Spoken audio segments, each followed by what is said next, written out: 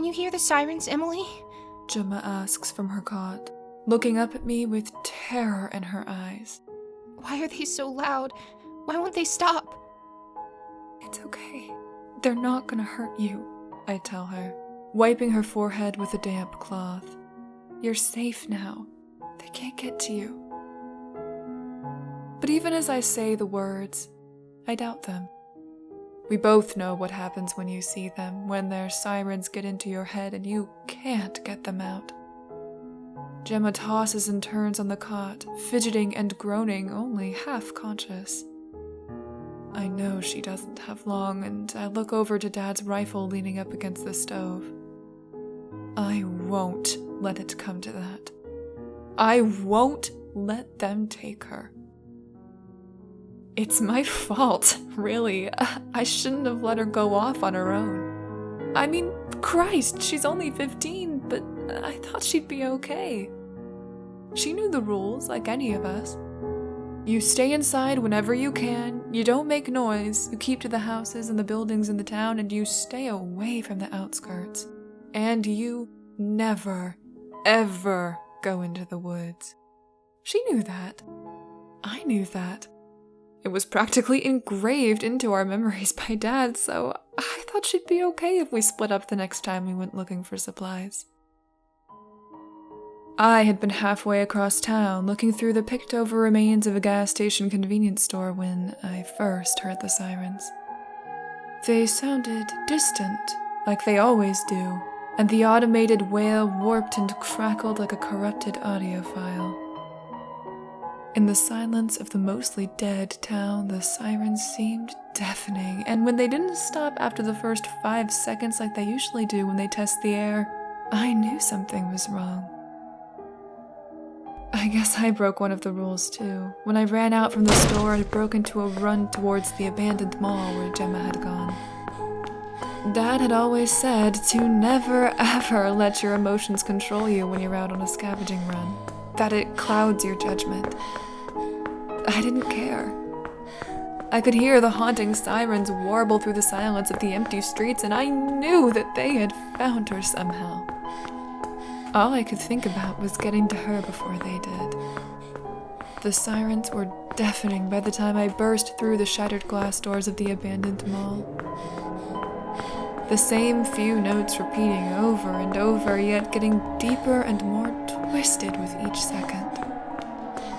I knew they were using their sirens for the hunt, zeroing in on their prey's location, and I could only run a little bit faster as I scanned the deserted shops for any signs of my sister. I saw the creature before I saw Gemma. It wasn't the first time I had seen a siren head, but it was definitely the closest I had ever been to one. I had rounded the corner of the mall's main hallway and almost ran straight into it, and frantically skidded to a halt behind an overturned kiosk stall. If it had been looking in my direction, it would have seen me for sure, but mercifully, it was facing the other way. The thing barely fit underneath the roof and had to bend its bony frame, easily around 20 feet high. Its features were almost identical to the one that had killed Dad, with the same dried, gray, mummified skin clinging to a slender, bony frame. Its limbs were long and spindly, yet its hands split into razor-sharp talons of bone instead of fingers. A long metal pole was jammed into its shoulders where a neck should have been, and strands of the disgustingly leathery skin wound around the pole and held it to the body. And bolted to the pole, looking almost comically out of place, were 2 siren speakers. I cautiously peeked over the edge of my cover, and that was when I saw what had distracted it.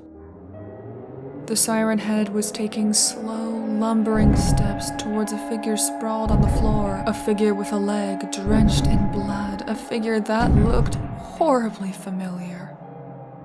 A second later, I knew for certain that it was Gemma. Somehow she had injured her leg and was unable to hide when the sirens first started sounding. As the creature stepped closer, bending down and raising its talons of bone, The sirens blared again. The same echoing, distorted sound, now 100 times louder as it echoed through the confined space of the mall. I was about to do something stupid out of desperation, but before I could leap up and over my cover, something changed in an instant. The long, drawn-out wail of the air raid-like siren instantly changed to the short, staccato bursts like those weather alerts we used to hear on TV. It was so loud I had to clamp on my ears as my head started pounding, but I still saw what happened. The siren head instantly straightened slightly, head brushing against the roof, and in an instant it was running full tilt towards my right. I hadn't noticed it, but there was a man trying to hide behind an escalator, and the creature had spotted him. The sirens were blaring angrily in short bursts, and in the blink of an eye, the siren head had reached the man. He was screaming, although I could barely hear him over the ear-splitting noise. And then the creature's talons were thrust into his abdomen, and he was literally ripped in half by those bony fingers. The siren head's back was to me, and the poor man's suffering was my opportunity. I leaped out from behind my kiosk and sprinted over to Gemma, sliding down beside her. Her eyes widened when she saw me, but we didn't have the luxury of speaking. I yanked her to her feet and she grimaced, but knew enough to grit her teeth in pain instead of crying out. I turned, then, and started running back the way I came, hoping to round the corner before the creature finished with its fresh victim. But Gemma was slowing me down. She was limping beside me with her arm draped around my shoulder, but I knew we wouldn't make it. In sheer desperation, I paused and picked Gemma up bridal style, the adrenaline coursing through my veins, helping me ignore the 120-pound weight in my arms. I ran, then, as fast as I could, and I didn't look back. I could hear the siren calming now, changing back to the slow, drawn-out sound that signaled that it wasn't agitated. When I heard it, we had long passed the bend in the hallway. It was a straight shot through the rest of the main hall and out of the mall, and we left the siren head's haunting cries echoing behind us. After we left the mall, I put Gemma down, and we limped our way back through the empty streets towards our house. We were out of the most danger, but you could never be sure in the town. What you first thought was a lamppost in the distance could start running at you as it blared an inhuman screech, and the fog was already starting to roll in, obstructing our view. That made it all the worse. Gemma's condition was already starting to worsen before we made it back. When we arrived at our little log cabin on the corner of Cobb Street, her blonde hair was plastered to her head with sweat, and her leg was still bleeding. I laid her down on the cot, locked the door, and moved to the medicine cabinet all without a word. I was still panicking, and my heart was still racing. When I turned to look at her, I saw those green eyes clouded with guilt. "Gemma, it's okay," I said, pulling the gauze pads and antibiotic cream from the cupboard. "We all make mistakes, and you'll be okay. You can learn from this, all right? Now, tell me what happened. Did you fall? Did it get your leg?" She shook her head as I crossed over and knelt down next to her, and she actually tried to sit up. I pushed her back down. No, you don't understand. Emily, I was shocked. That guy, the other one in the mall, he surprised me and got me in the leg when I was looking in one of the stalls for food.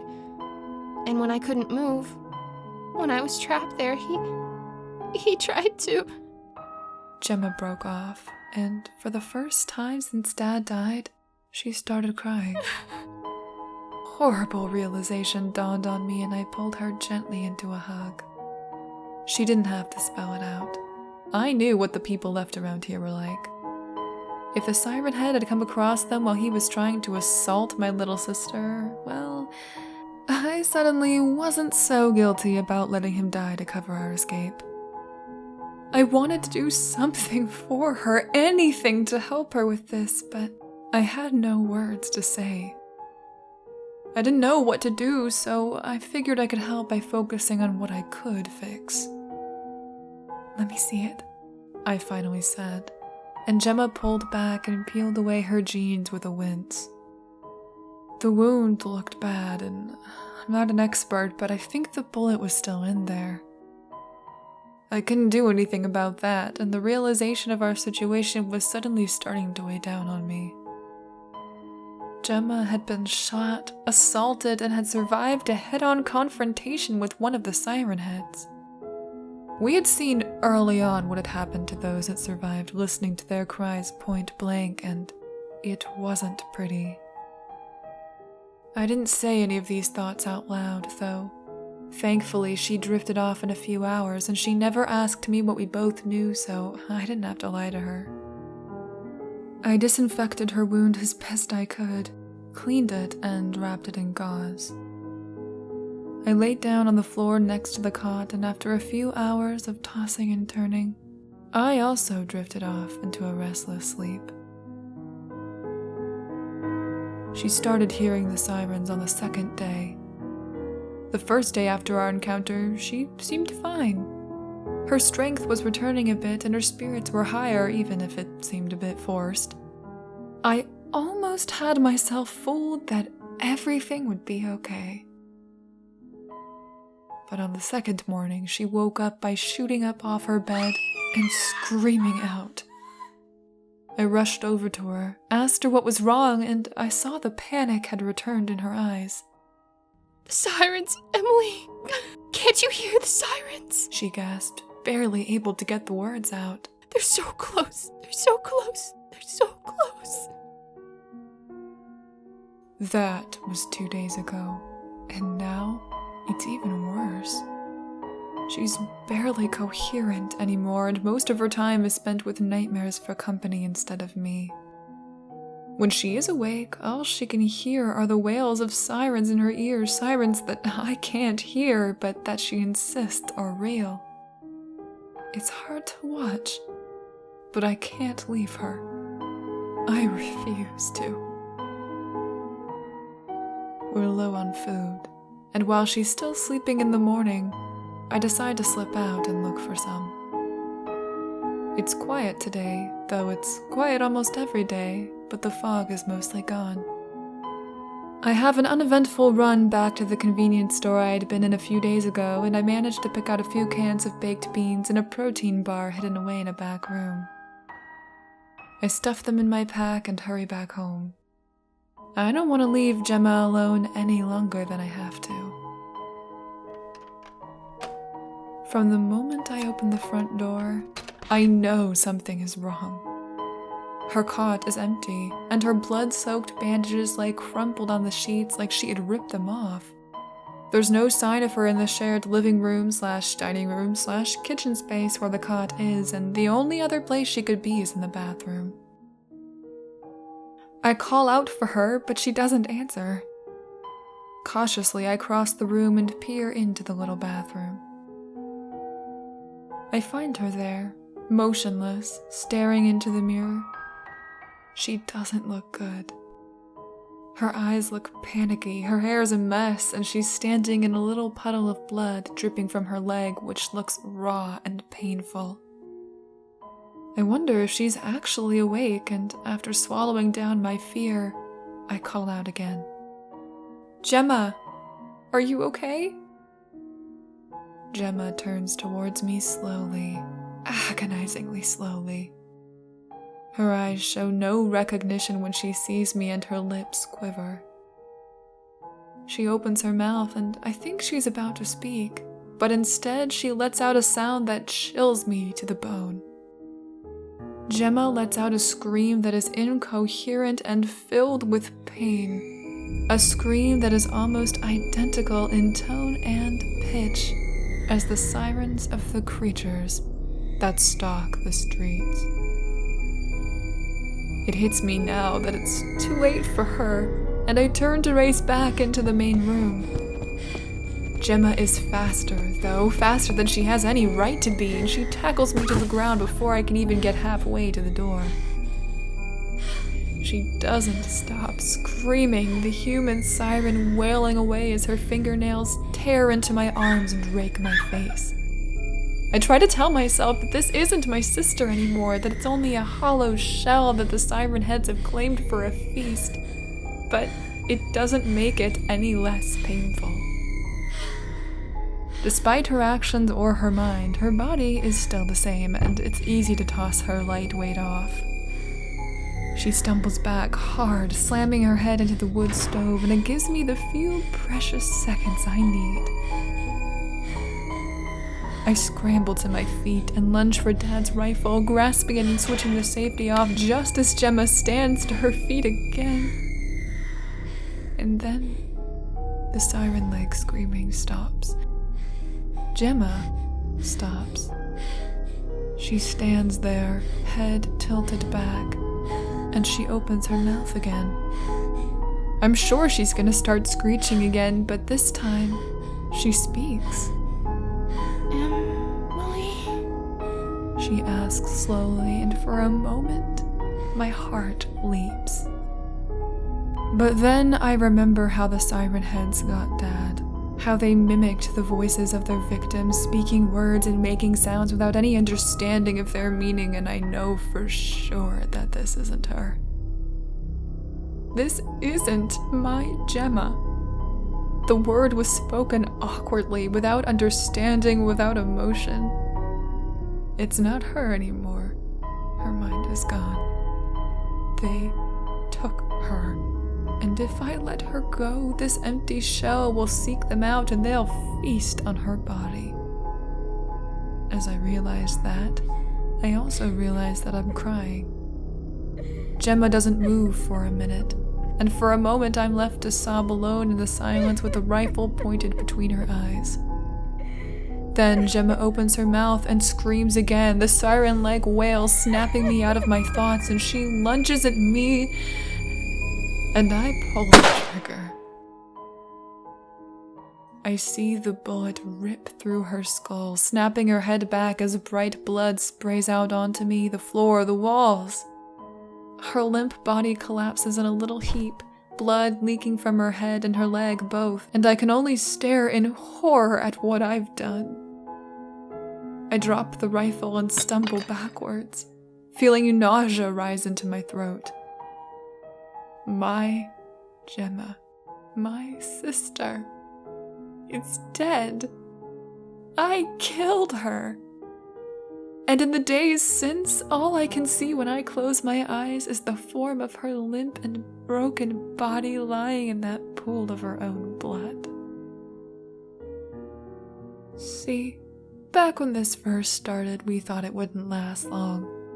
We thought that the National Guard would come, or that the president would send the army, anything like that. But after the first week of the sirens wailing, no one came. Our phone lines went down, our cell reception disappeared, and though we still had internet and electricity, nothing seemed to get through to anyone. The population started to fall rapidly, and after the first 2 weeks of sirens and screams, we started to believe that we had been forsaken. I don't know what happened. I don't know where these creatures came from or why we're here. Maybe the government never sent anyone. Maybe they came and couldn't break through the forest filled with the creatures. I don't know. But as the weeks turned to months and the months turned to a year and more of us died away to the sound of sirens, we started to believe no one was coming. Then Dad died, leaving Gemma and I to fend for ourselves for another pitiful 3 months of desperate survival. And now I know it. I am alone. No one came for Gemma. No one will come for me. I don't know why we're in this living hell, but I'm trapped here and no one is coming for me.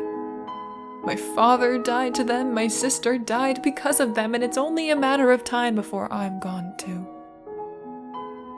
I don't even think this email will be sent out. It's like the rest of the world has been stuck in time and we're the only ones that have moved on with the calendar. What is it now? 2015? 2016? I don't even know. But I can hear the sirens now, Gemma. I don't see them, but I can hear them. I hear them in the house, and in the streets, and in my ears, and in my mind, and in my dreams. I hear them now. I hear them now.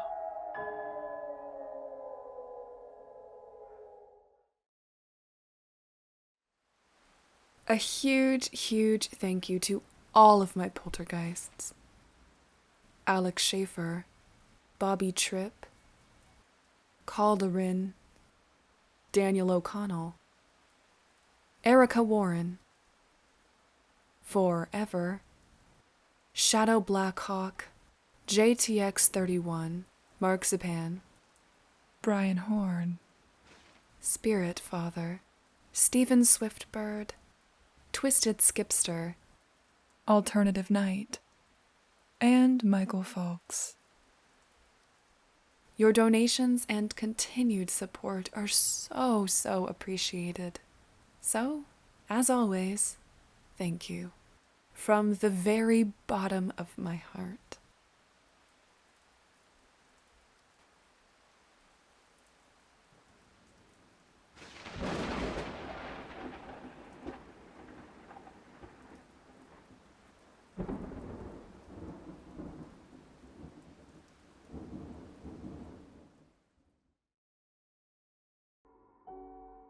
I should have never taken that librarian job in a small town.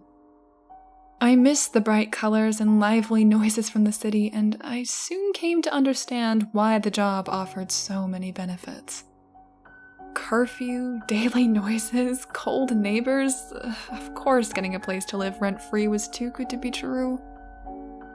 Everything was dark, but what little light came from the other windows illuminated the street enough to allow me to see maybe 3 dozens of pairs of eyes. I can imagine that causing chaos on such a small place.